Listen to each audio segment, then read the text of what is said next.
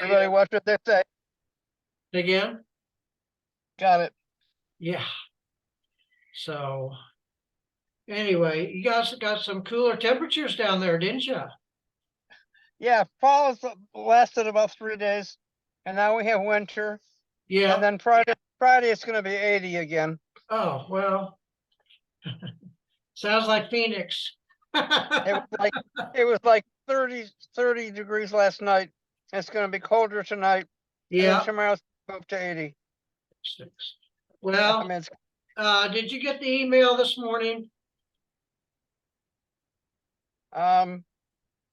that the one that reminded us about the meeting? Yes. Yeah, I got that. I got that. Just making sure because I don't know if you knew this, but the woman that was handling all that, Yeah.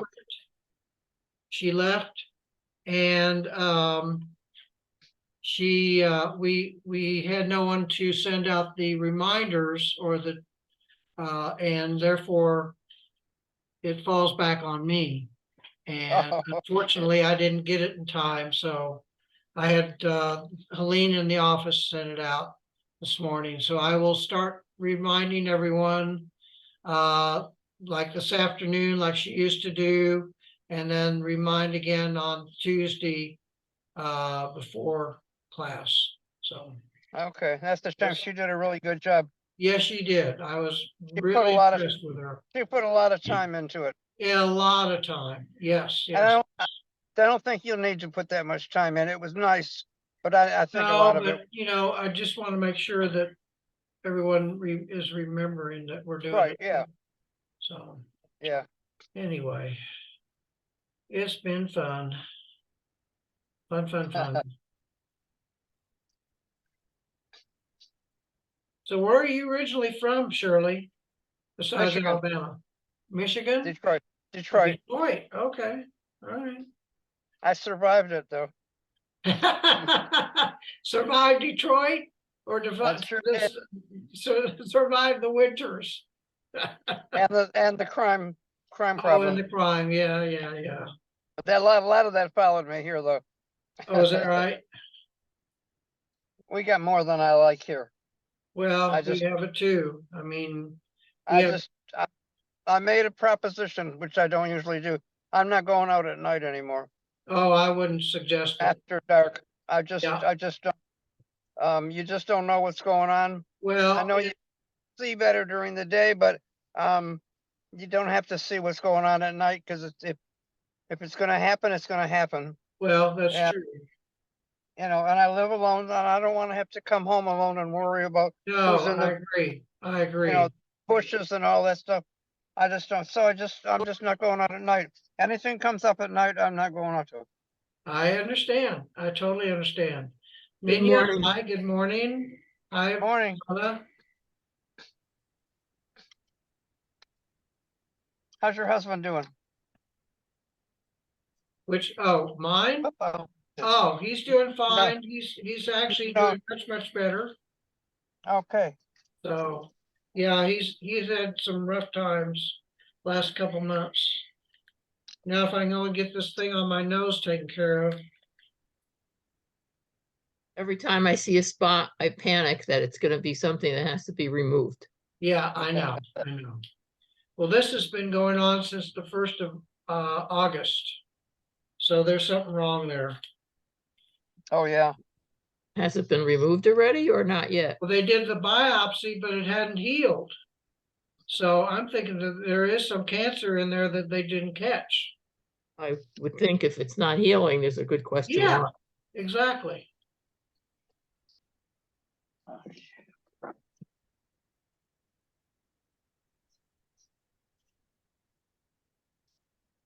Missed you at services Friday night, Donna. It was a family affair. My eldest daughter's birthday. So family comes first. Absolutely. We're all together. Everyone was together for dinner. Good. That's nice. I miss being here too. And I've missed being here for the Torah study the last 2 weeks.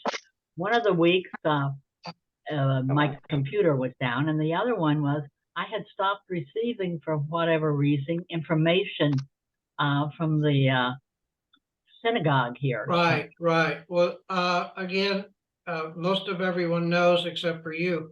The lady that used to send out the reminders is no longer at the temple. Oh, So, okay. I'm taking over now. At Oh, least okay. temporarily. Well, I got information this week, so thank you. Right, you got this morning, right? Right. Okay.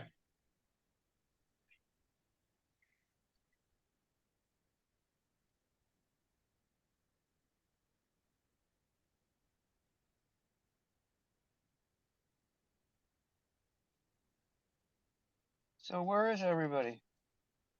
Yeah, Relate. well, Just Oh, it's, they have 4 minutes. there you go. That's good. Yeah. Okay, where am I here?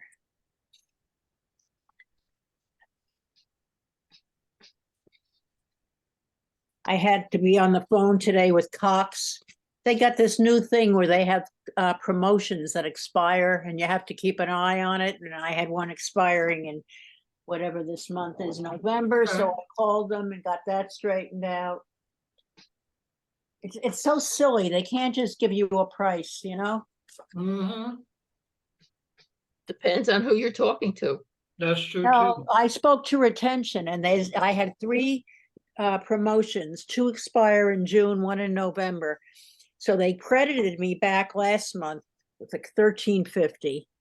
And because that was the expiring promotion, and then the new promotion is $5 more than I was paying before.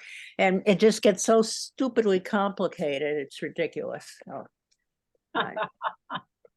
and I don't really want to switch to wired. I've heard mixed things about it, So here I am. I only know one person who changed to wired and she really likes it. But Really? we've been on the fence for ages now, trying to decide what to do with Cox. Right. I don't have any of it, so I don't have to worry about I'm it. trying to keep it as simple for myself as possible. Oh, absolutely. And that's why I have stayed with them. But And your son can help you, but he's not always around, right? no, he's around, but Oh, I mean, I don't want to bother him about it when I'm watching TV at night or something like that. I have streaming. I've got what do you call it? Amazon Fire Stick, and I can Oh. go through that. And he just signed up to VPN, which is like a more secure Right. network, and you can get international video Oh, that really? way. So Hmm. I haven't tried that yet, but we'll see. And Hmm. so we're waiting on the rabbi. Oh, there's Richard's back. There you go. Hi, Hey, Richard. Dean, I want Richard to is know, back. do we have any supplemental reading or stuff that we're No, doing? No, not this it's, So what chapter are we on then in the Bible? we are on Oh, chapter 18, verses 1 through chapter 22, no, No. verse 18, yeah. 18, 18, and what's the number? page 44, 46. and then we're doing Park Olive. Hold. Do you have, I don't have that book. You have that book, right? Yes, I don't have the book. I had it online, but it's not online anymore. Well, you can go look at the old. Good. Oh, that's because we lost Charlotte. Yeah. Go ahead, Steve. I'm sorry. well, what I was going to suggest is she downloaded all 5 books back last year, I think it was, or early this year. And it was sent to everybody, but you may not have been joined, you may have not joined us. No, We I didn't. sent I it. didn't start joining you guys until later, so I don't have Okay, it. But it's 18, and Yes. what paragraph, or what, not paragraph, starting verse 1, 18:1 to 22. 22, oh, 18, okay. So Lord appeared to him by the terebinth of Mari, or whatever that is.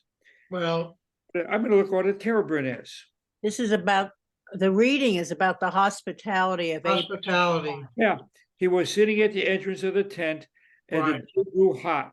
looking up, this is from, I have the Torah English version. Okay, Looking up, he saw three men standing near him. As soon as he saw them, he ran from the entrance of the tent to greet them and bowed to the ground and said, "My lords, if you please, you do not go on past your servant. Let a little water be brought, bathe your feet, and recline under the tree." And it go, and Right. so this is it until to what That's number?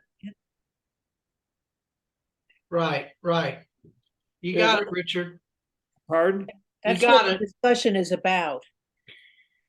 We're doing the discussion about it and you don't have the book, so, Yeah, let me see I if don't I have the can. book, so I'll just look, I'm gonna look at the Go ahead and watch, listen to yeah, you guys, and I'm gonna read the Torah portion goes to about 20, 22. 22. Oh, here it is. Yes, Yep. 22. Yeah, so it's actually 1, 2, 3, 4, about 5 paragraphs. Right. So maybe I'll sit and read it and wait for the rabbi to come. Why don't you get, there's the rabbi, why It's don't you right get the here. book? Why don't you get the book? I'm going to have to, when I come to the temple on Friday night, I'll ask about how I get the book. Get it online. Okay, You can buy it on Amazon. Usually okay, wait a minute. Get What's a, it, Amazon, what's it called? I'll send you the information. Did you not get the email this morning? Pardon? Did you get an email this morning from the temple? Let me see. I Yeah. haven't looked at emails this It morning. would have been Richard, about you didn't get the- 9:15. You didn't get the PDF, Richard? The PDF was not in there. Not in the Oh, email. that- I can the send links it to him in. again. He needs a PDF? Me too. Okay, Yeah, let me see if I to can Bernie do that too. now. 1 hour ago, Temple Torah, I got that and, but it doesn't have a PDF on there. Right. All right, let me Yeah. see if I can That's the get. Zoom link that I have now, that I got for here.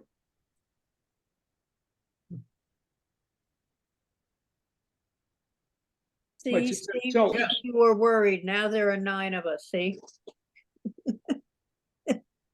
Well, we need Right. 10. No, Gotta have a million. Somebody's cat or dog might be able to fill in or something. Right. Okay. They join us all Genesis the is time. divided into Oh, I'm two gonna have to leave parts. early. I have today at noon a dental appointment for a dental cleaning. so you're not gonna play Mahjong today?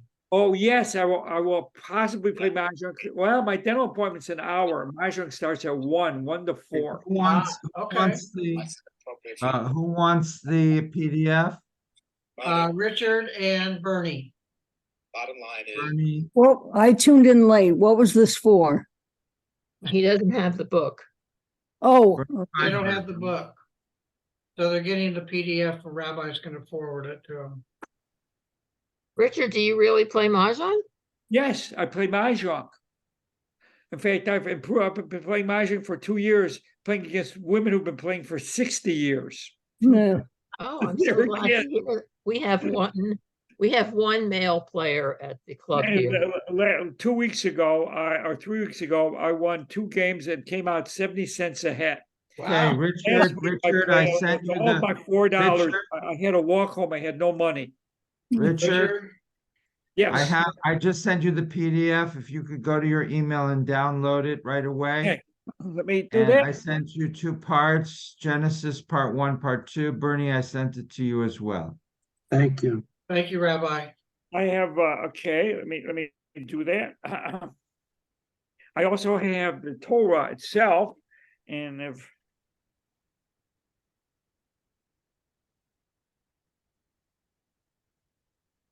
And I just got a message from Donnie. She will not be attending today. Before we start, I have to leave about 10 minutes early. I have another meeting. Okay.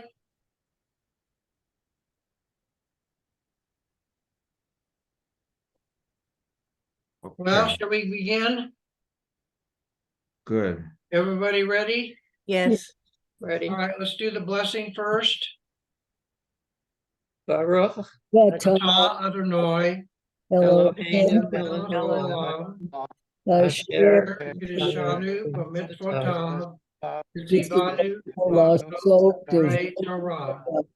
Blessed are You, you, Adonai our our God, God, ruler ruler of the world, who who has has sanctified us with your commandments, commanded us to commanded us engage to in the engage words in of the Torah. words of Torah. Amen. Amen. All right, everyone. Rabbi, Okay. it's all So yours. good morning, everyone, and hello to all. You should have a chart of what we're going to do each week. This is going to be redone. We had a meeting at Panera Bread just to change the dates. So we're just a few weeks behind or ahead, but we're doing October 18th today, which is Parshat Vayera. But everything on this chart is right except for the dates. What is So- next week?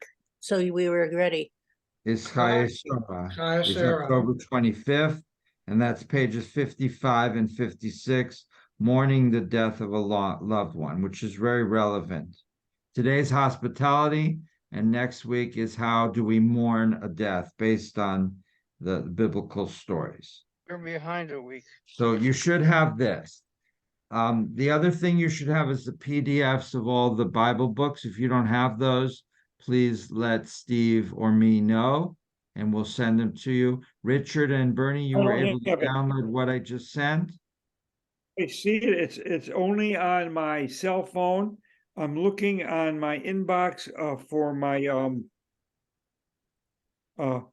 iPad where I can actually read it, and I don't see It's, mine is upside down, so I have to wait for my iPad to charge a little bit before I can read it.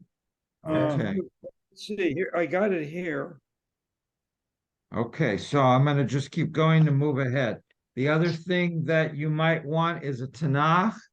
And this is a small Jewish Publication Society translation, so that you can look up the actual stories or the text as you choose. Okay, we're on page 46, and this is about hospitality. Abraham is regarded as very, very hospitable.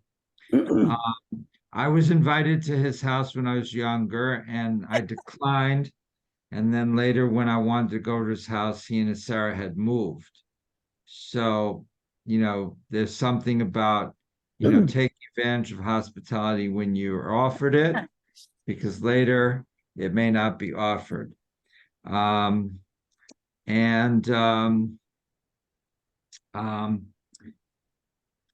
So, but what are our obligations in terms of hospitality? We don't normally think of hospitality as something that's an obligation. So,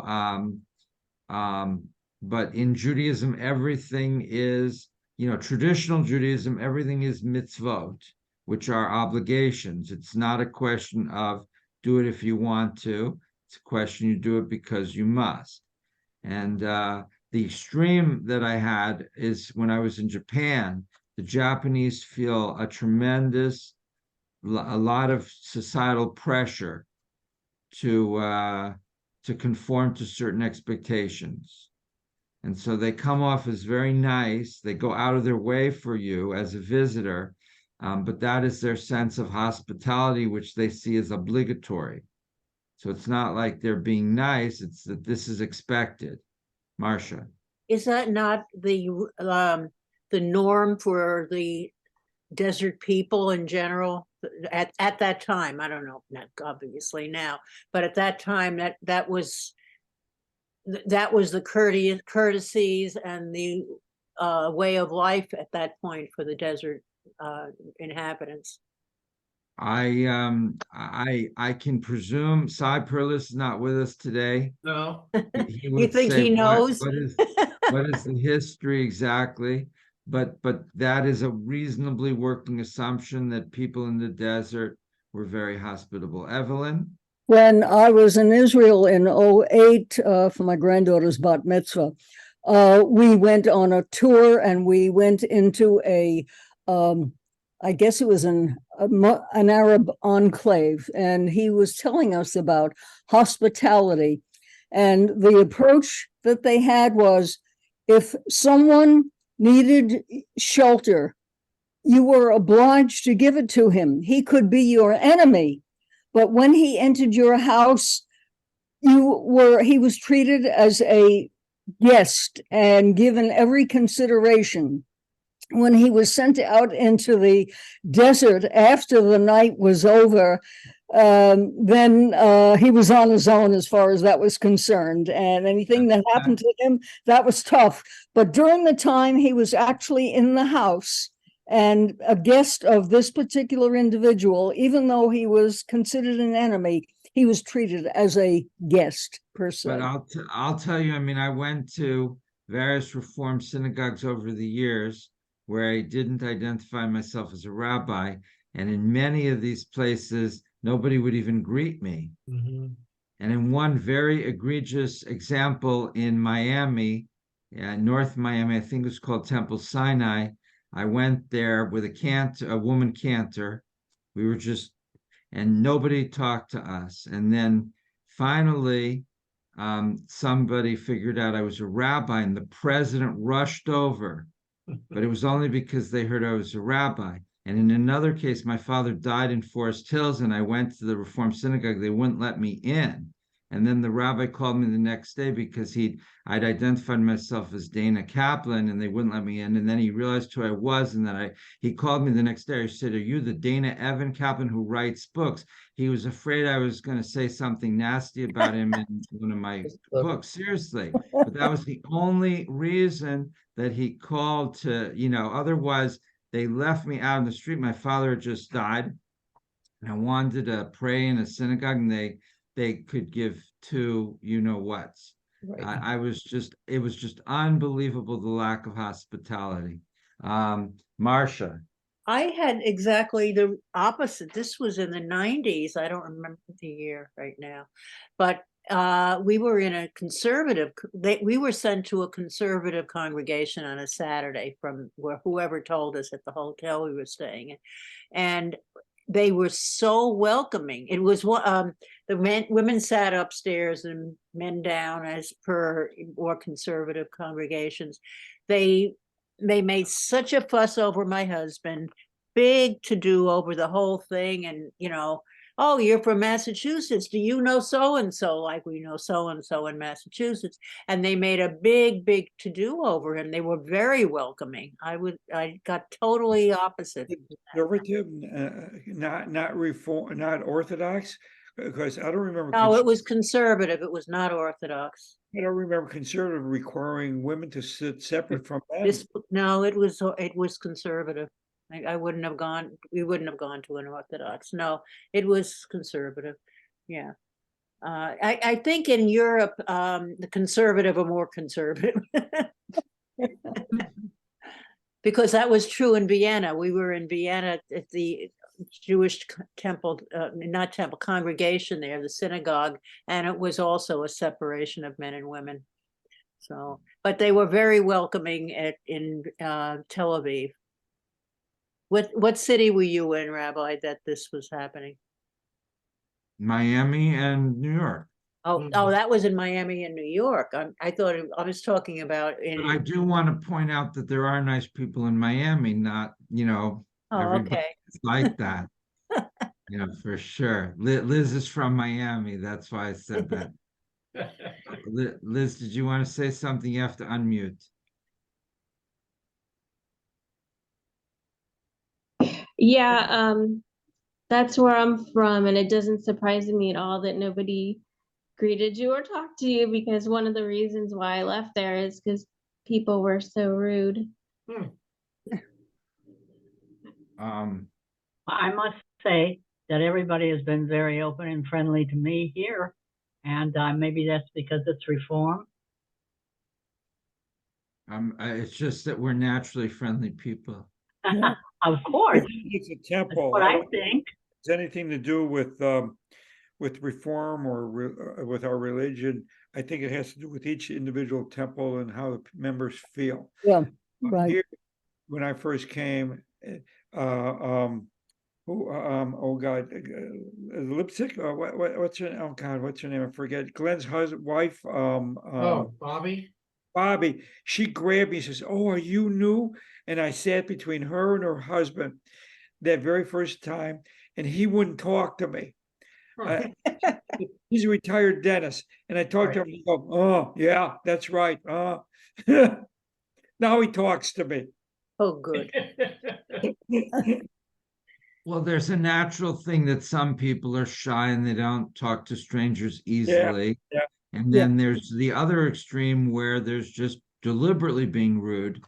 Yeah. And now I switched the topic a little bit. We started off with hospitality, and I switched it to friendliness, which is a little bit different.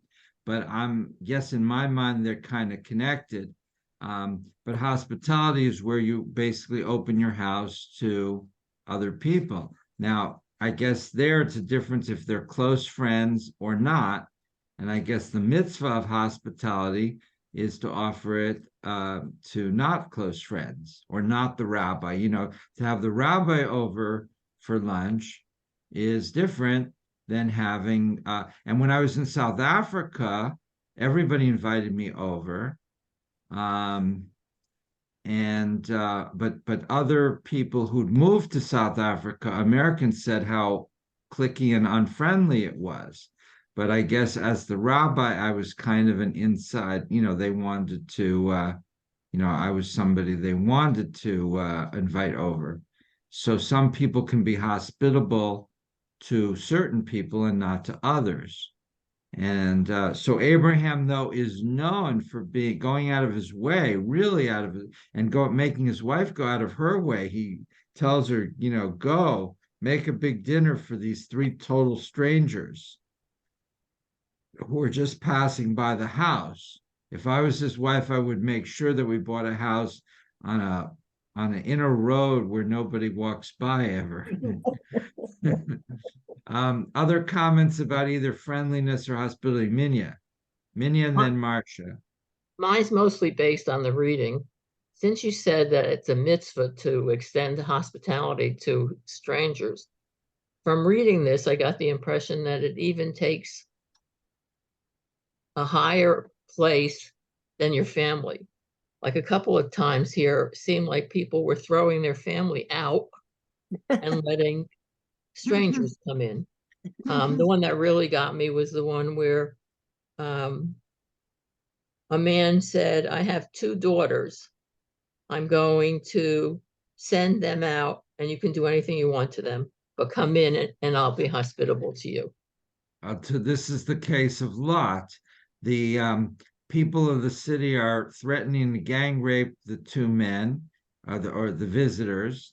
And so he says, all right, gang rape my daughters instead of the men, and this strikes most people as your first obligation is to protect your family, not strangers. So this is clearly something that we would not accept. I mean, nobody would accept that. How do you, your first thing is to protect your family, right? Now you want to protect strangers. And that's a whole nother topic. We talk, in the Holocaust that there were Polish people who hid Jews. And if they were caught, they would be executed and their families would be executed. How many of us would do that if they were killing Cambodians in the United States or some other group? Are you going to risk your life, a high risk, very high risk, to save strangers? You'd have to be crazy to do something like that, right? As Jews, we have never been in that position. We have always been the ones who have been persecuted. Yeah. We've never had the option of being able to take someone else in, except perhaps during the civil rights movement. I think there were many Jews who walked down south for the Black movement. And unhappily today it's not appreciated, but anyhow, be that as it may, the Jews have rarely been in that kind of position where they can take someone else in. Okay, Marcia?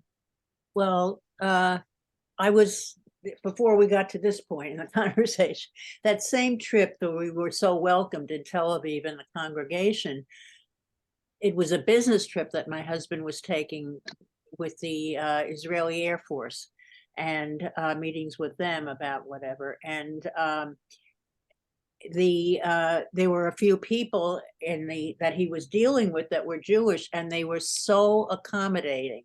They took us out to a glatt kosher meal. They entertained us. They were so overly really nice when they found out that we were not just there on business, but that we were Jewish on top of it. So they were particularly nice, and I found them very welcoming. So And that can certainly happen.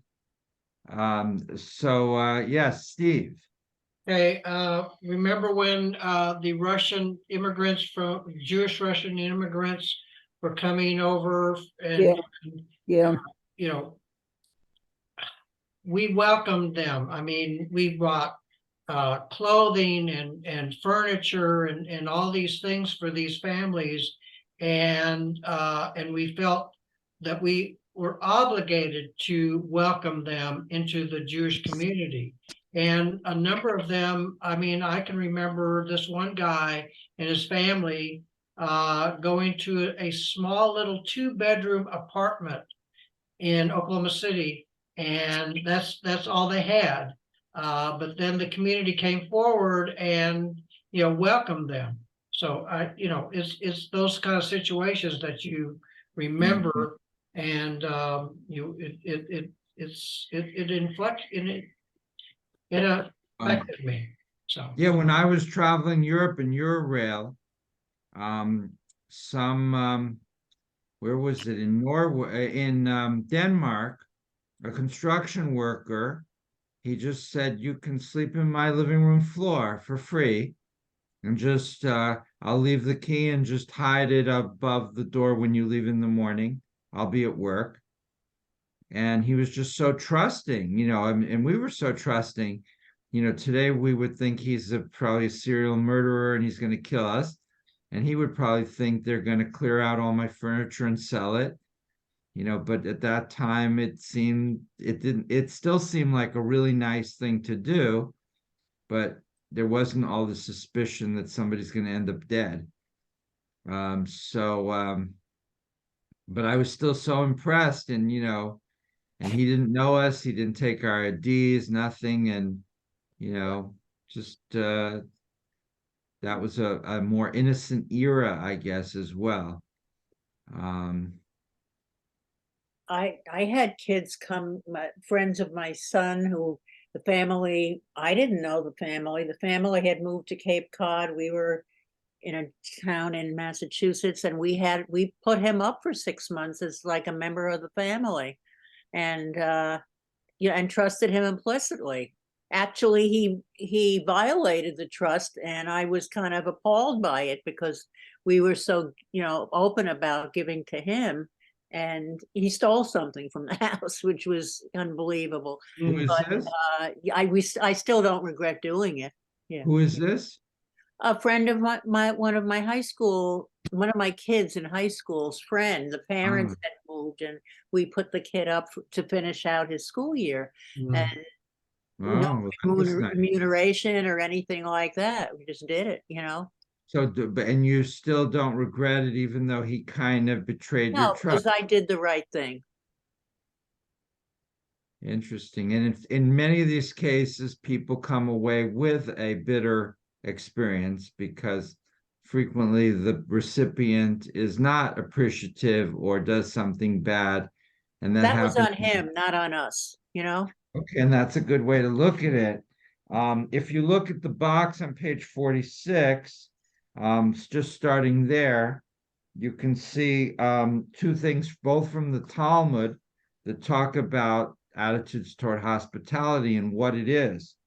The first one I'll read, the importance of hospitality. Hospitality, the Talmud says, is a great mitzvah. It is considered more important to show hospitality than to attend classes or to greet God in prayer. Okay, so I'm gonna excise this from the book for the next year, because I certainly don't want people thinking that hospitality is more important than adult ed or prayer. But it emphasizes, I mean, I think it's a little bit rhetorical, but it's saying hospitality's up there in the most important things. And the second one is even more interesting. Why was the prophet Micha included among those who will live for eternity? The rabbis ask. And the answer, because he shared his bread with those who passed by his home. So it implies that, I mean, I think it implies there that he's sharing his bread, meaning like Subway sandwiches kind of thing, with people who needed the food. Is that right? Or do you think it's just sharing, like if some random person who's driving a Lexus drives by, you should rush to make them a sandwich? Or is it somebody who needs the food because they're really short of money? It's what do you think is the purpose here? Is the purpose to help somebody who needs help, or is it just to be friendly to people regardless? I would think that need came first, that he would Right. share what he had with those who were most needy. It's less likely that he would want to share with someone who was obviously very well off. I mean, if he had a choice between the two, it seems to me that it would be more logical from our point of view and values to give it to someone who was needy rather than just any stranger passing by. I just asked that question because it doesn't say anything in the Talmud about need. And if hospitality is a value in itself, then you're supposed to be hospitable, period. It doesn't matter then if the person's poor or rich or needs it or doesn't need it. It's the feeling to be nice that I say, Richard, let me buy you a sandwich. You got a deal.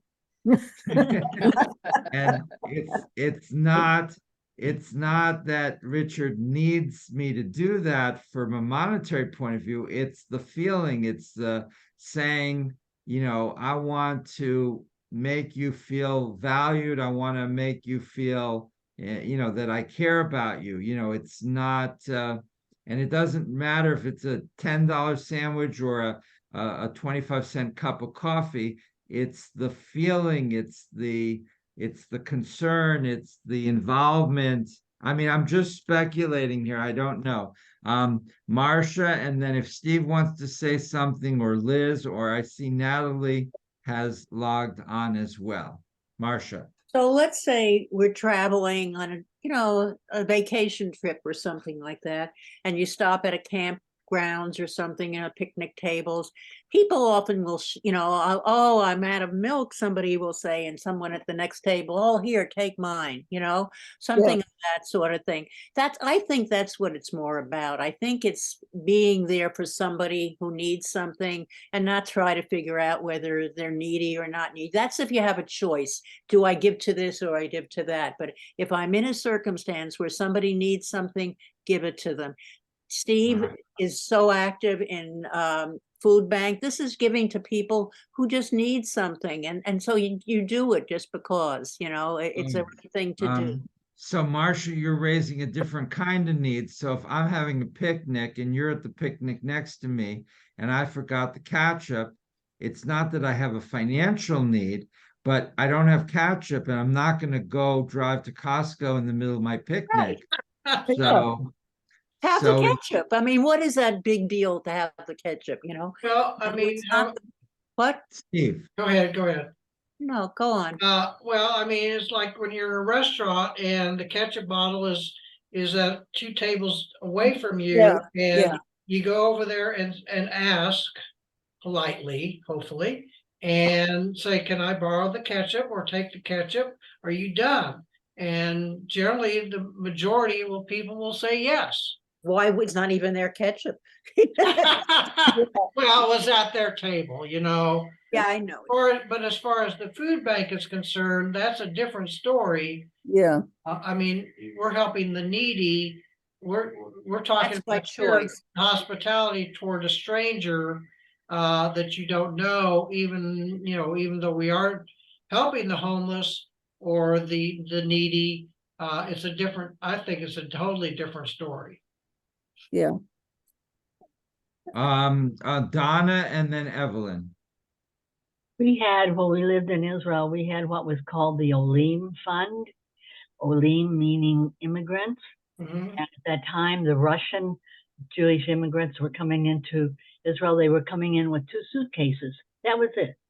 And they had lacking of many things. Generally, some place to live was provided for them, but they still had to pay for it. And we bought stoves and we bought refrigerators. All this was with donated money, most of which came from the United States. Baby cribs, sometimes school supplies. There, the kids have to pay for their school supplies. And we did this for 8, 10 years. And we helped a lot of people, and they were most grateful people, and it helped them to get settled. And the Russians, they were willing to work and to learn because coming out of Russia, they were told what to do. They didn't have to make decisions and all.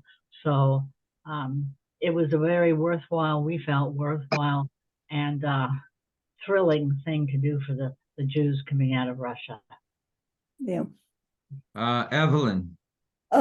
In both instances of what Marcia said and Donna said, those were specific social situations and environments. Sitting in a restaurant, somebody will hand you the ketchup bottle. Sitting at a picnic, there is a group of people there. They're there for a community activity. And so within that community, you're willing to do something, just as in the case of the Russians, they were trying to be incorporated into the community. And so, yes, there was that tendency. However, if a stranger walked by my house and I said, come in, I'm going to give you dinner, he would look at me as if I was slightly insane. I don't think that is what is implied in that particular little paragraph, that you don't just go grab strangers off the street, certainly not in our environment and our world as we live today. If this was perhaps in the days of ancient times with a desert where strangers were relatively scarce, then perhaps, yes, you might want to feel that. But in today's environment, some of these things are not quite applicable, shall we say. All right, for sure. Steve or Bernie? Okay, Natalie. I think we're talking about similar things, but really different instances, like when we talked about real need versus hospitality. My husband and I were in a restaurant in Manhattan before COVID, and we were outside in a patio, and a couple was having dinner.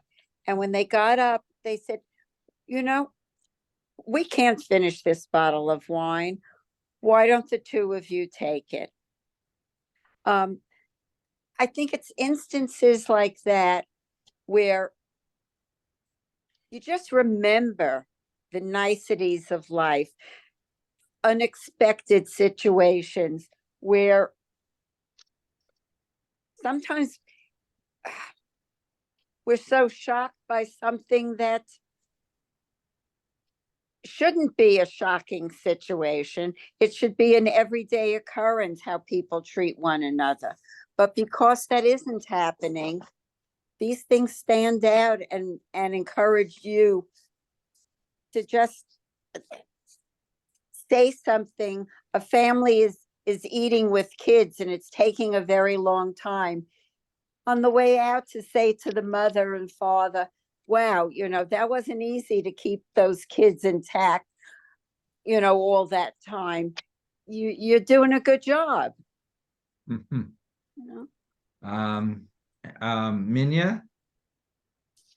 Anyone else? Okay, let's look. If you want to turn to your Tanakh, chapter 18, I'll just read the opening story there.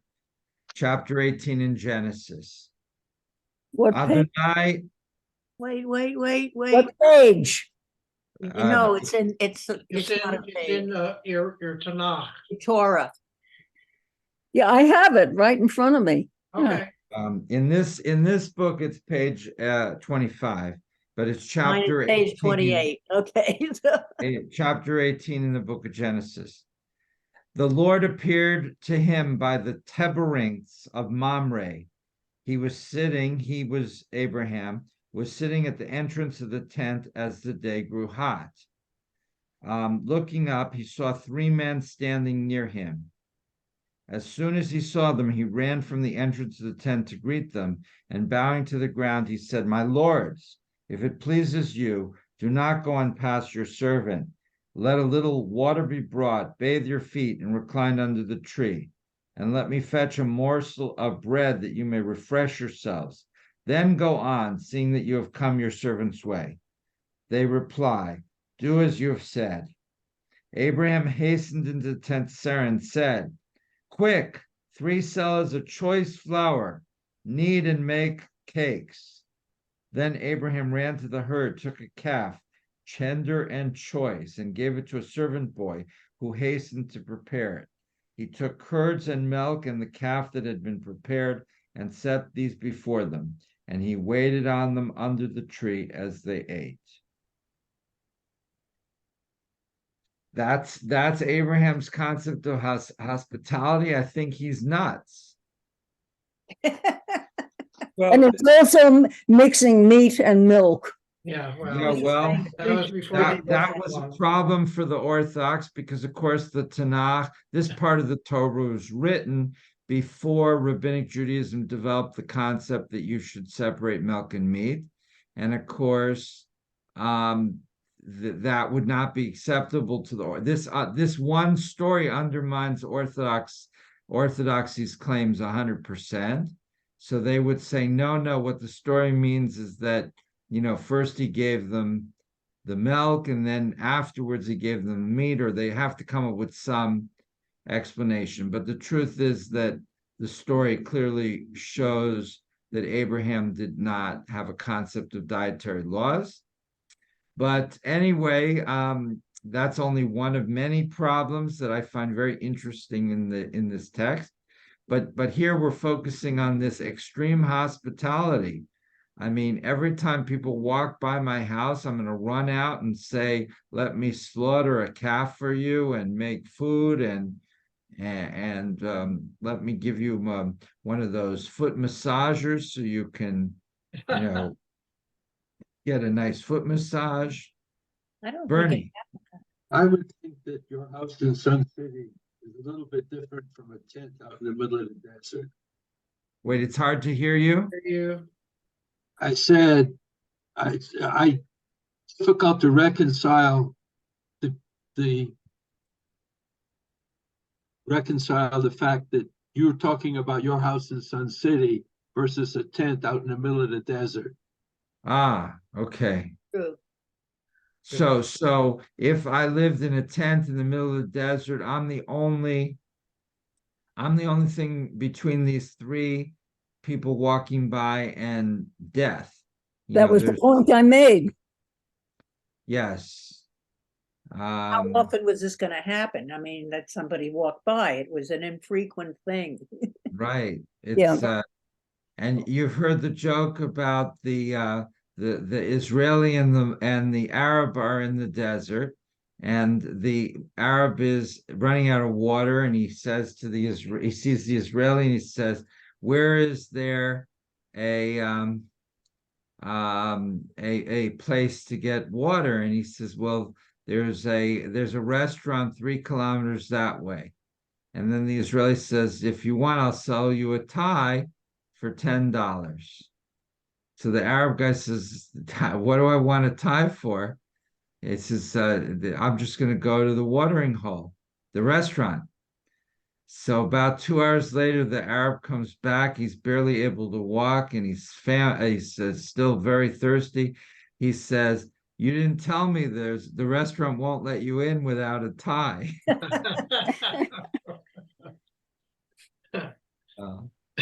I don't know if that's funny or not, but anyway, Bernie's point is a good point that everything is situational, right? So Yeah, what is considered to be over the top in one place is, is necessary and therefore maybe more reasonable in another.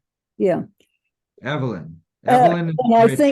when I think of the early days of being out west, where there were people were few and far between, and if someone became ill or was shot or was injured, and you took that person in because again, he was a stranger, but at the same time, you didn't leave someone abandoned out in the desert or out in the wilderness. It was another human being that you felt obligated to take care of. And I think the circumstances were similar out west as it would have been back in the desert, where people were not, there were fewer numbers, not hundreds or thousands of people. And so as it is circumstantial, this is how behavior sometimes depends on the circumstance, rather than, you can't say it's hard written in concrete, that's what you do, because our behavior will vary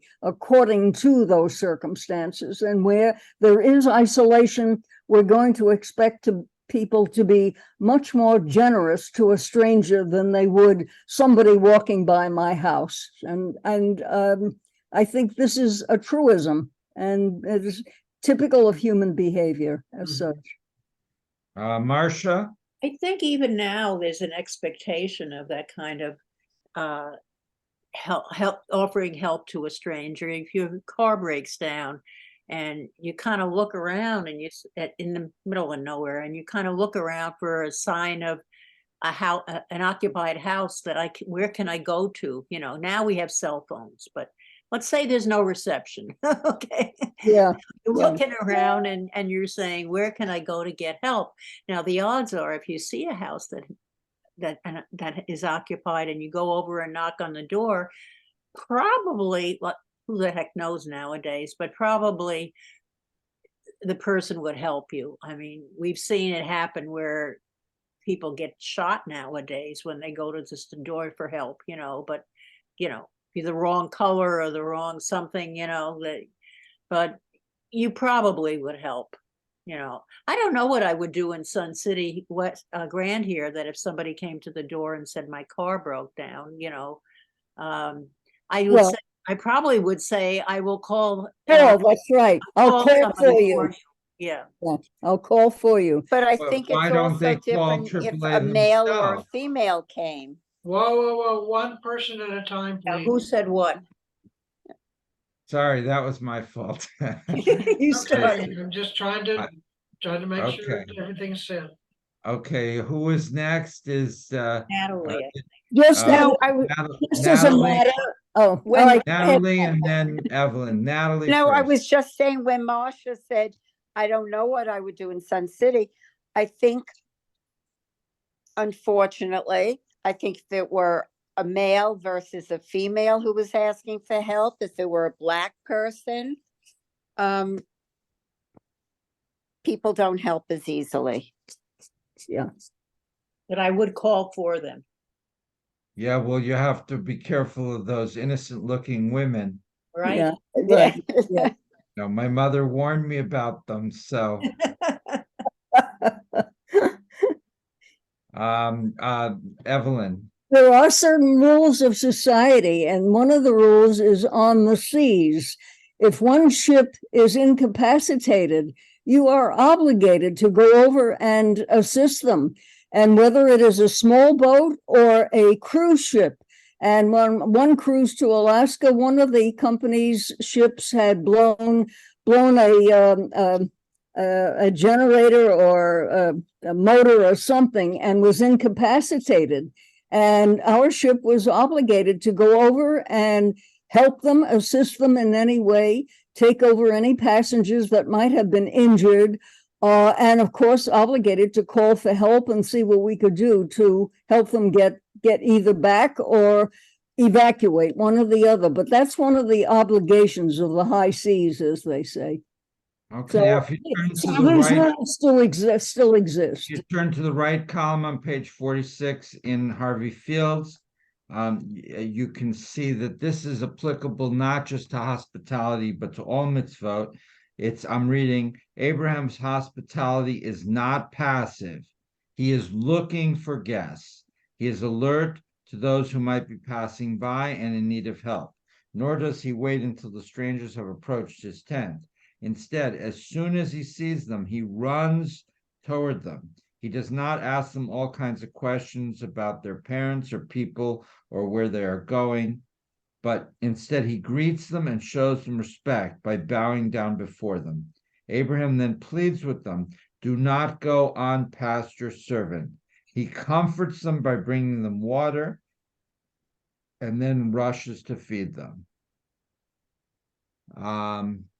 So I think that this is a general thing about mitzvot. If it's worth doing with enthusiasm. It's worth doing in a proactive way.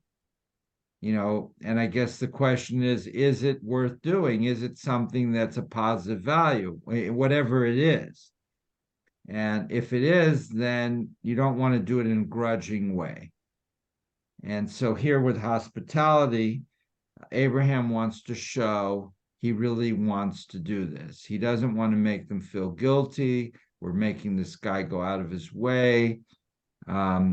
Abraham sees that the situation is such that these are legitimate people who need help, and he wants to help, and that they're not going to kill him. And so he wants to enthusiastically perform the mitzvah without hope of any compensation. So, right, if I think Minya can introduce me to people who can help my business grow, I may be nice to Minya. There's nothing wrong with that, right? I want her to help me. But if I am nice to Minya just for its own sake, that is, in Hebrew they call it hidur hamitzvah, the beautification of the mitzvah. That's really sincerely being nice to somebody with no ulterior motive. So if you have an ulterior motive, you just be honest about it, and there's nothing wrong with that. Okay, I'm going to give Evelyn a new car because I hope she's going to buy me a used helicopter. And I'll tell her that, Evelyn, your new car is parked in your garage. I'm hoping when my birthday comes next year, you'll buy me a used helicopter. All right, happy birthday, by the way. Thank you. Nobody bought me a used helicopter this year. So that's why I'm being more proactive for next year. But if I just buy her a car to be nice with no ulterior motive, that's even better. The worst thing, of course, is hiding your ulterior motive, right? If you have one, you have to stay, be upfront about it. Okay, Marcia. I was just going to say that even in the act of when we have strangers, new people coming into our congregation for services, the fact of going over and saying hello and greeting them is a matter of hospitality. And I think most of us at our temple are pretty good about that, if we see somebody that has no one to sit with, that, we'll say, won't you join us, etc. So, I think that counts for something too, even though we're not offering a meal at the time. Even though we're not offering a meal. But we do when the Onik shows up, we are offering then at that point, but not personally cooking right then and there, Bernie. And Abraham could, he was good at handing out the orders, go do this and go do that. You got to think about that one.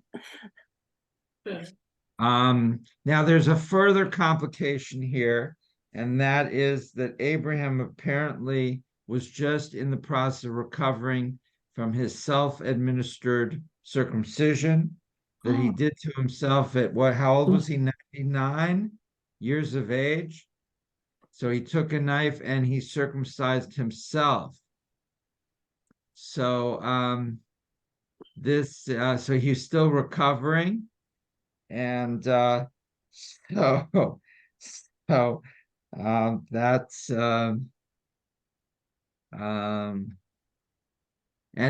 but he considers what they're gonna need. He knows they've been walking, so their feet must be sore. So they want like warm water to soak their feet. And they were tired from the hot sun, so they're gonna want shade. And that, of course, they're gonna be thirsty, so they want water. So he doesn't just offer them general hospitality. He tries to think whether, and this again, you can apply to general things that when you're dealing with somebody, then, Dov, כן, רבי, מה נשמע? אני באמצע לימוד תורה בזום. Can you call me later? Yes. Thank you. Bye. Okay. Dov Giloni. So he really goes out of his way to try to understand the people that he's dealing with, and that's again a good lesson for all of us, right? In situations of whatever sort, that you want to try to understand the person. That's Martin Buber's idea of I and thou. Okay, let's look at page 47 in the box on the left. The angels can wait. A Hasidic story. I don't usually like Hasidic stories, but let's see what it's like. A young person once entered the famed teacher known as the Chavetz Chaim.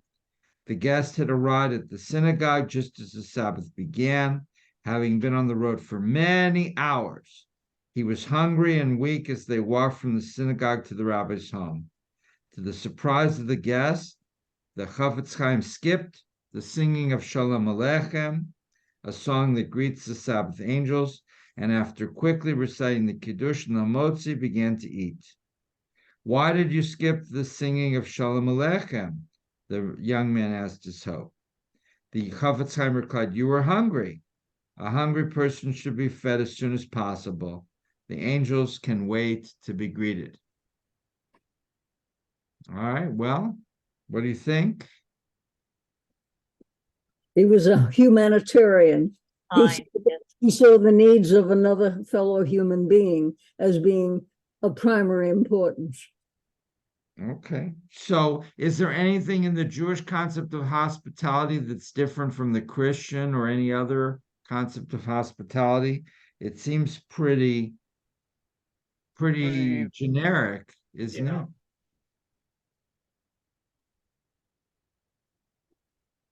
I would agree. All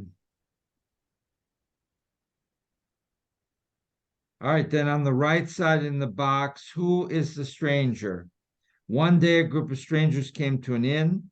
The innkeeper and his wife were known for their kindness and hospitality. They saw that the strangers were tired, and the innkeeper ran out to heat some water in the bathhouse. Among the strangers was a poor old man with ugly sores all over his back. The other guests refused to bathe with him or to help him wash himself. Well, they were afraid of catching it. Mhm. When the innkeeper's wife saw that the old man needed help, she took the brush and gently washed his back. Thank you for your kindness, he said to her. May all the children you bear be like me. Some say that the poor old man was none other than Elijah the prophet, who will someday bring an era of human understanding, kindness, and peace. All right, so this is part of a lot of Jewish stories where you help somebody who seems very downtrodden and they turn out to be very important. So you want to be, but I think it's nice to be nice regardless of who Matter you're, what. I mean, I really hate when people are only like that in that story in Miami, where they only were nice to me because they heard I was a rabbi. Right. That really, really upset me because, you want to be nice because you want to be nice. It shouldn't matter who you're being nice to. And I try to be equally nice to everybody in my congregation, whether I like them or don't like them, or whether they're this or that. And I try to be nice to everybody. Not always successfully, but you try, right? There's limits, right? If somebody's really nasty to you, especially multiple times, it becomes very, very, very hard to be nice to them. Comments? Well, what you just mentioned was actually civility. I mean, if people are generally at least civil, if not overly warm and friendly, but if they are at least civil to each other, then people can interact and behave and accomplish what they want to accomplish. It's when there is incivility, hostility for no apparent reason, then you find that that particular group does not function as well as it should. And so in order for any of us to accomplish a goal that we would like, being civil is the first step toward accomplishing that particular goal. So I think if you keep that in mind, as the old expression goes, you catch more flies with honey than you do with vinegar. So it's, I'm afraid everybody understood that particular concept in terms of being nice. Okay, Minya. I have a question about the old man's comment about may all the children you bear be like me. I didn't get it either. It should be like her. Maybe it's a misprint. No, I think they're saying Elijah was a very meritorious person. She didn't know who he was, but you would want your children to be like Elijah, right? But he didn't show any traits that would be. Not in the story, but elsewhere. Oh, well. And we don't know that it's Elijah until the last paragraph, which is Exactly. what he, the comment he made. Harvey Fields is trying to explain the story, why he would say that, because he's known for being understanding and kind and bringing peace. And, Elijah's kind of like our, I don't know what the equivalent would be, but he's kind of like a super figure, that he goes up to heaven without dying. He kind of commutes back and forth between heaven and earth. He visits all sorts of people at various holidays, and he provides hope and a better future. He can appear and disappear. He's kind of like Superman a little bit, maybe. Very busy at Passover. Yes. Yeah, very busy. It's been very hard to get him to come to some city. But I'm working on it. I'm really trying. I'm hoping this year. So I don't think it's a misprint. I think that's what he said, but you have to understand why he would say that. And she probably had no idea why he would say that at the time. Bless you. We could do a course sometime in Elijah. There's some new books out about Elijah and his role. Oh, Bless you. Okay. Now let's move on to Lot or Lot. So Lot lives in Sodom, and according to the rabbis, Lot does not behave the way his uncle Abraham does. I'm looking at the column 47 at the right-hand column toward the bottom, just paraphrasing here. He did bring visitors to his home, but only at night. And he would take the long way to the house. And when he would enter, he would tell them not to wash their feet, but to leave their shoes on. And so this is regarded as inhospitable. And the question was why? And there were two opinions on this, or at least two opinions. One was that the authorities in Sodom said that it was a crime, a very serious crime, to be hospitable to foreign guests, and that if you were caught being nice to them, you could get in big trouble. So by telling them not to take their shoes off, he could say if the housing checkers came, they just walked in for a second. He wasn't being hospitable to them. They just walked in to, to buy something or something. Another theory on the top of 48 left-hand column is that it was Lot's wife who was causing the trouble. She was against helping visitors. because Lot, remember, is the nephew of Abraham, and he was one of the original ones who left the Mesopotamia with Abraham. So you would think that Lot was a good guy. And so some rabbis are trying to defend him and saying it wasn't his fault that he wasn't so hospitable, it was his wife. And then a third theory was that that he was hospitable, that under these circumstances where you have the authorities threatening to put you to death for offering hospitality, the fact that he offered hospitality at all, even if it was at night, and even if he made them keep their shoes on, these are just precautions to try to minimize the risk that he's going to get caught, and that that this was good. And there's even a midrash that one of his daughters was put to death for giving bread to a to somebody in need.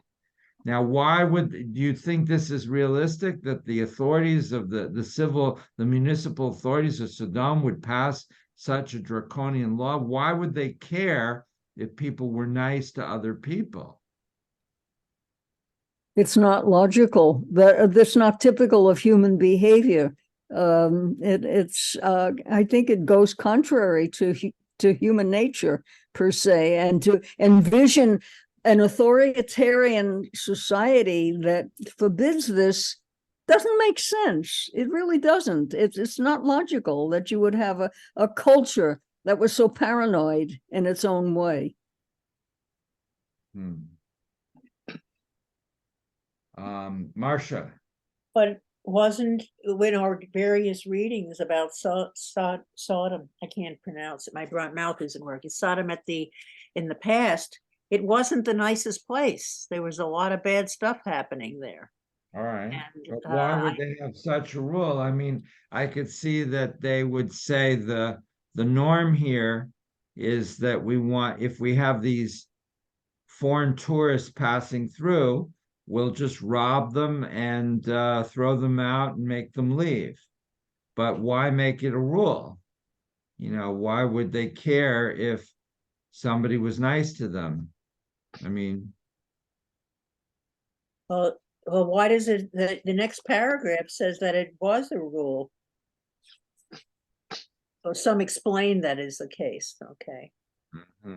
Strangers were to be taken advantage of, their possessions stolen, and they would be chased out of town as quickly as possible. Very insular. Yeah.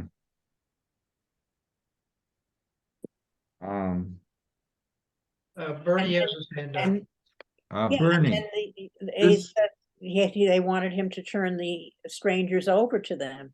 So they apparently didn't like the strangers, period, at that point. Bernie.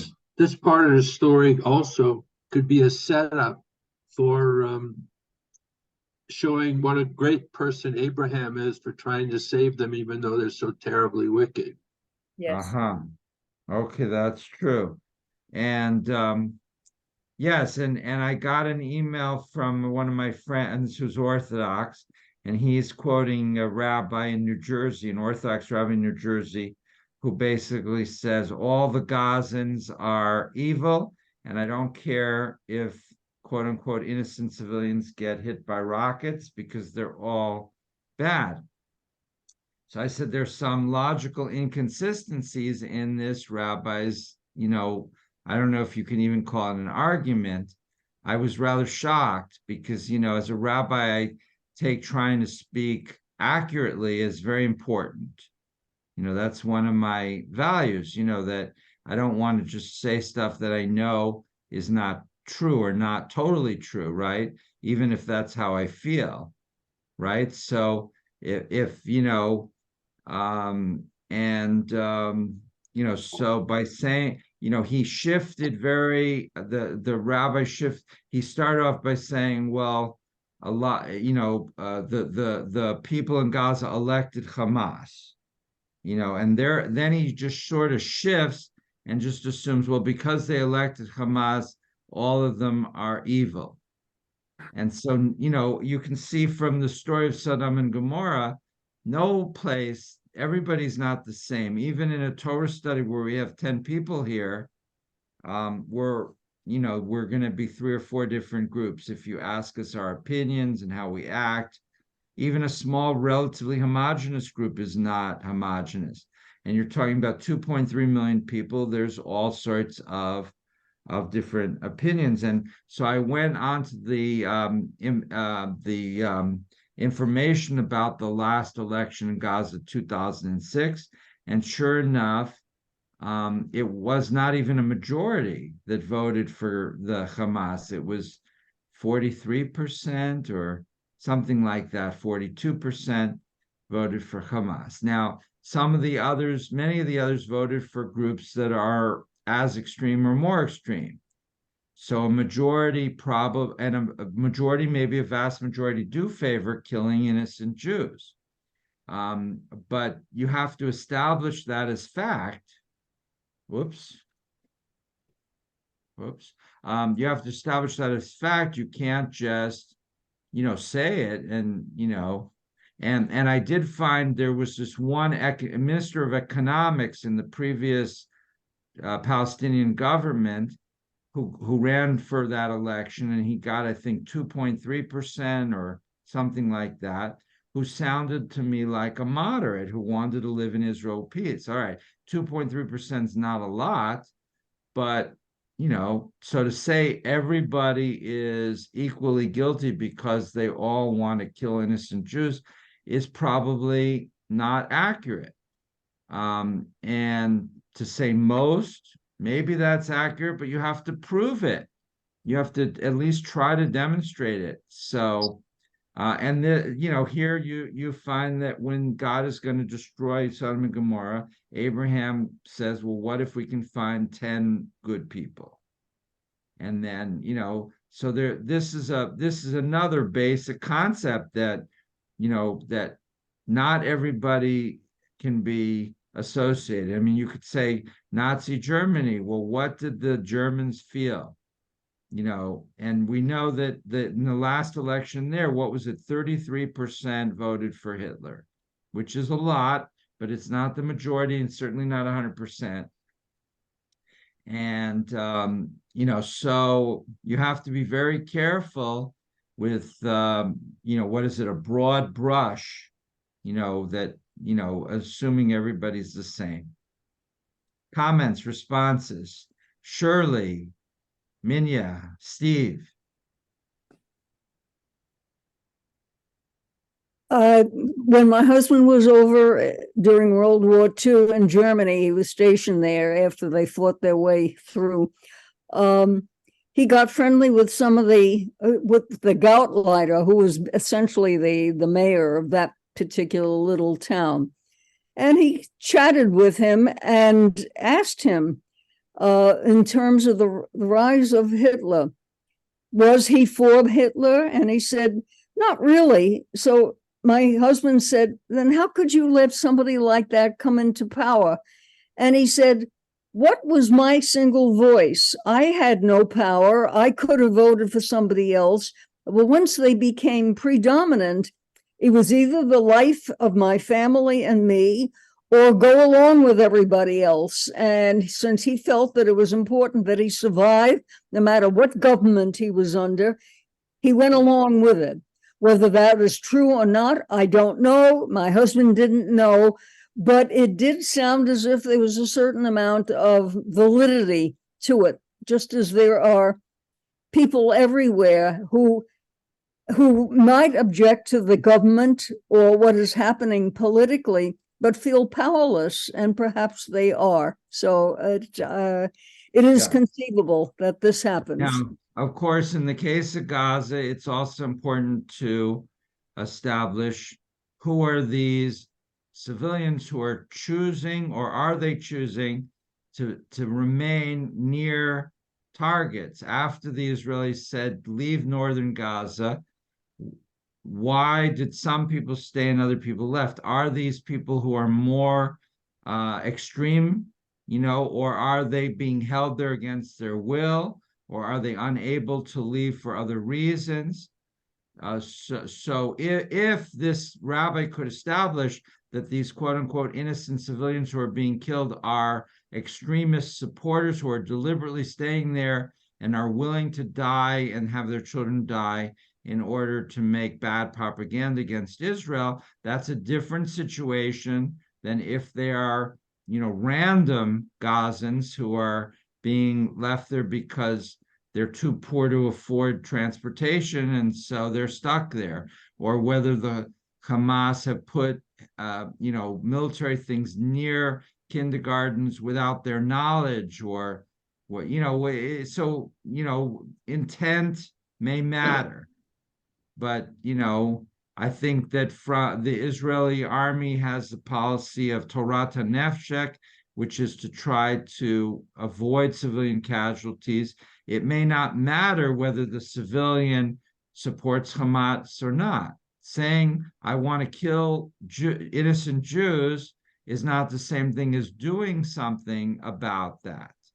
So, there's a lot of things that have to be considered. And I would have expected, if this rabbi's writing on such a sensitive topic, that he would have, considered these sensitivities carefully and done, a lot of, research to try to understand what exactly is the situation before he just says, I think all these people deserve to die, and I don't shed any tears for them. That's a very broad stroke of a brush that, he has no idea what he's saying. He may be right, he may be wrong, they may be guilty, they may not be guilty.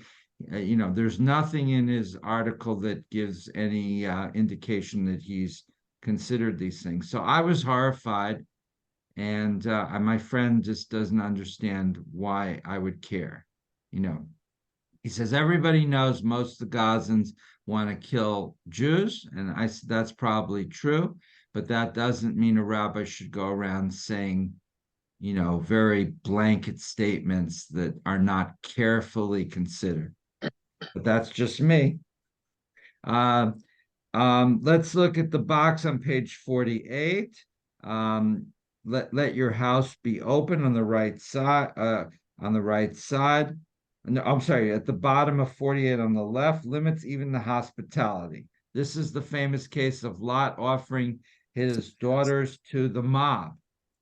Lot told the crowd, see, I have 2 daughters who have not known a man. Let me bring them out to you and may do to them as you please, but do not do anything to these men since they have come under the shelter of my roof. We've been taught that a person should sacrifice his own life for the sake of his wife and children. Lot was ready to hand over his daughters for abuse. Therefore, he brought shame to his life. I mean, this is insane.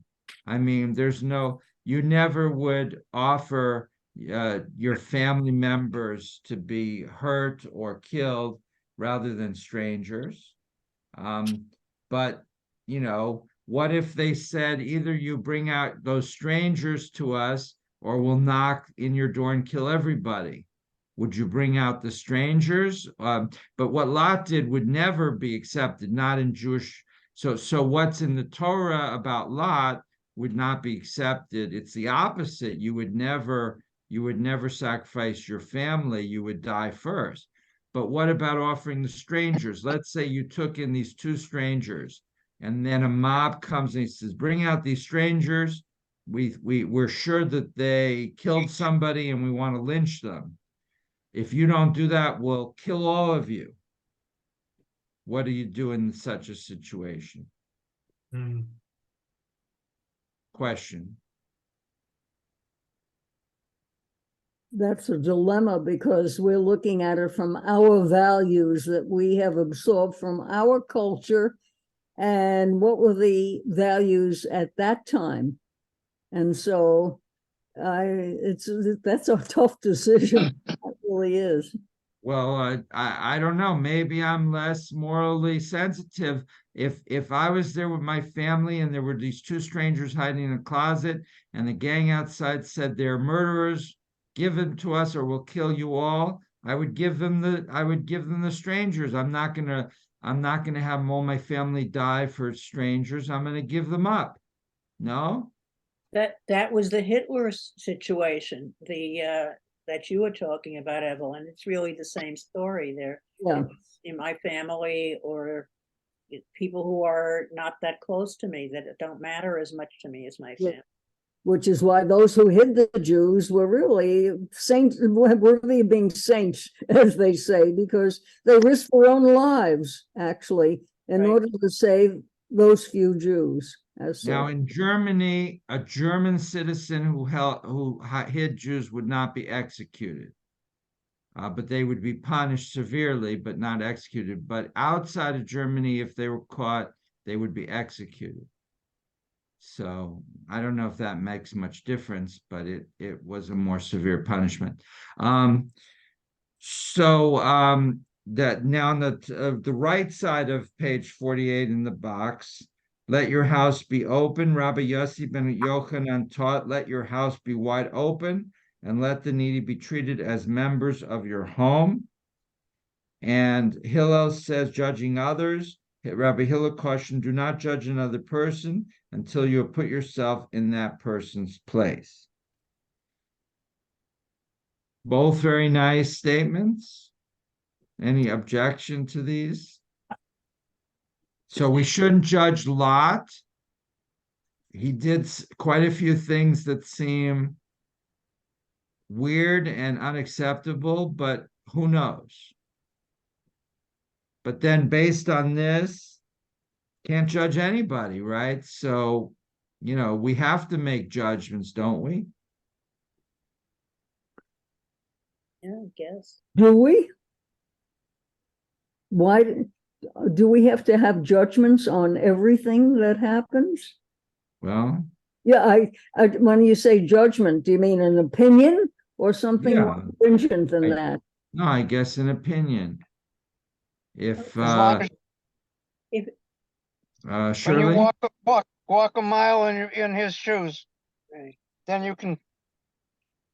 Yeah, that's important. Walk a mile in his shoes, and you'll know how he feels or what he needs help. and then so once you walk a mile in his shoes, then you can judge him, Shirley? I guess. I've never been there, so I don't know. Marcia? Well, you don't always know another person's background. That's true, and why they're behaving the way they do. But if you know somebody, then you really don't approve of how they behave in societally, you don't have to be friends with them. I don't think it's obligatory that you befriend the whole world. But that's a difference between hospitality and being hospitable to the stranger in a terrible circumstance, as opposed to just welcoming in the world, as it were. The first one I think is nice. Let your house be open wide and let the needy be treated as members of your home. I think we behave that way community-wise as a congregation, but I don't think it can be actually put into practice nowadays. I think in rural societies or desert societies, things like that, that's different. But I think that we have to be, it's so different now than it was then. I mean, it's not the same society. So as a Reformed congregation, I just finished a course on Introduction to Reform Judaism. Did anyone take it? Marcia, you were in that? No. No, nobody here was in that. Bernie was. No, you weren't, Bernie. He No, he was. was not. He's saying goodbye. Oh, goodbye. Okay, bye, Bernie. But in there, we talked about writing a code of practice for our synagogue that, would be expected of all of our members. So if we were putting in the code of practice stuff about hospitality, what would you think we should put in there as required? Or you could also say it would be good, recommended or suggested. What should we put in about hospitality?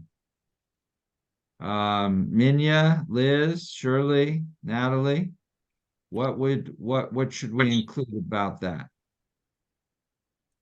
Minya. Well, Steve had his hand up. I'll wait till he's Go done. ahead, Okay, Minion. Steve. Well, I think when, at the beginning of the service, there's always the announcement of who is a guest in our temple for that particular evening. And I think it would be in our best interest if we were wanting to get new members into our congregation to be obligated to go up to those individuals either during the service, when we're walking around with the Torah and we get to know each other just a little bit. And the Oneg, do the same thing and just, go up there, shake their hand, introduce yourself, let them know what capacity you're in at the temple, and then get to know them. Maybe know a little bit more about their background. You may have something in common. To me, that would be an obligation. Okay. We could give them little coupons and they could go to different parts of the social hall and redeem it for a tortilla over here and a cheeseburger over there. No cheeseburgers. No cheeseburgers. It's No against our cheeseburgers. kitchen policy. All right. Sorry. Or whatever. But they could win valuable prizes. Maybe, Yes, Natalie. I mean, I don't know too much, but I was at a service recently at your temple, and I had to sign in as a guest. Maybe once your name is there, somehow, maybe having someone stand by the person who's taking in the signatures and sort of escorting them. Do you have somebody that you know from our temple? Would you like to sit with somebody? We get to know you better. And having maybe a group of people that you could depend on, that person who was standing there would bring them to Marcia, or because she was willing to be on that committee of welcoming. That would be a great idea. If you want to put that in an email to Steve and me, we'll forward it to the membership committee and the president and the board. That would be very interesting idea. We did Okay. have that for years, actually. Yeah, years ago.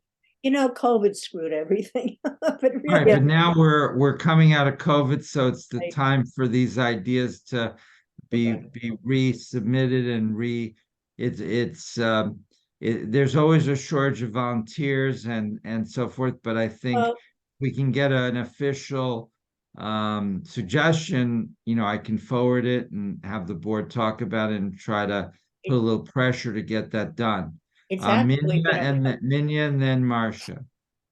I was going to say something similar to what Natalie said, because there are people who are not forward to new people because they're shy, and not everyone is welcoming. So even though you're saying you're going to come into services and you're going to be greeted because you're new, that's not going to happen on its own, in my opinion.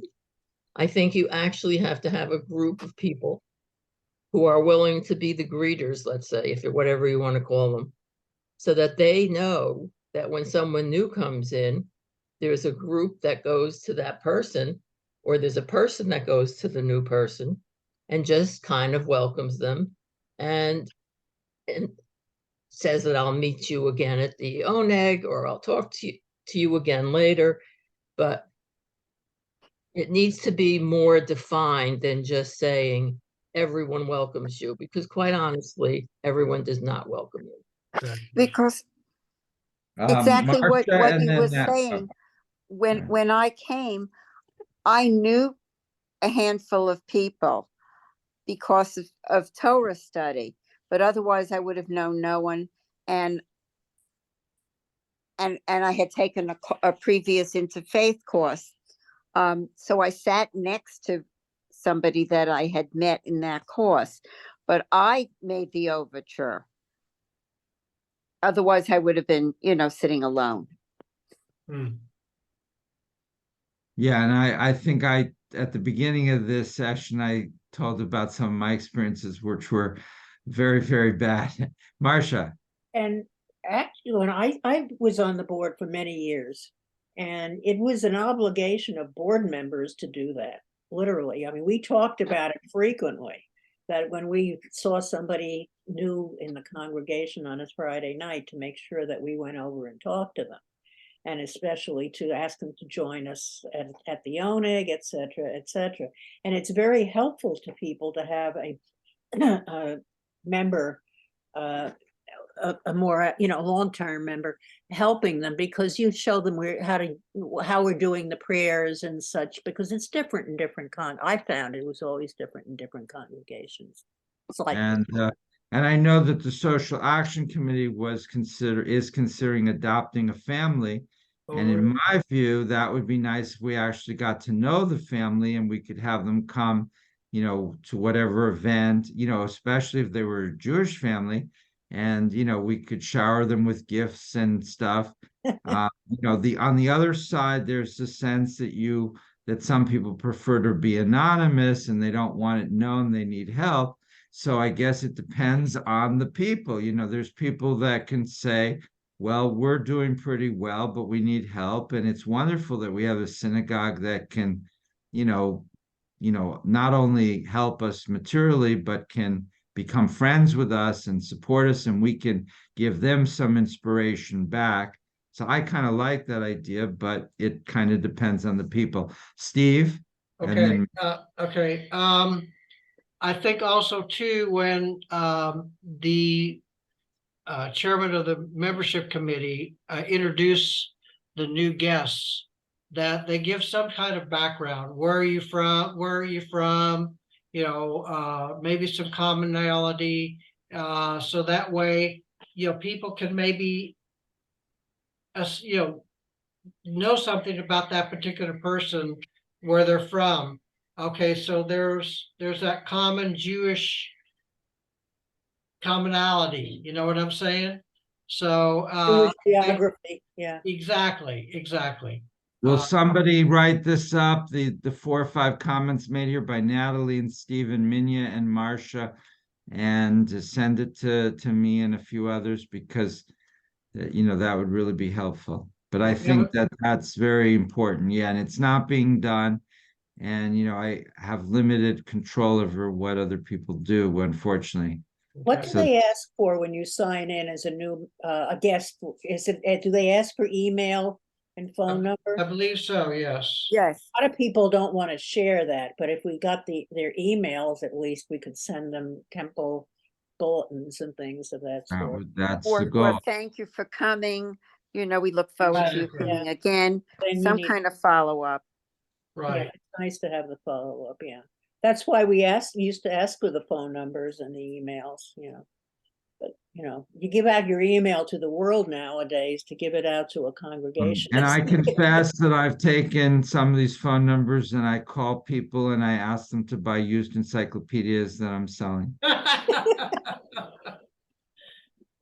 You never know. I've sold quite a few used encyclopedias, by the way.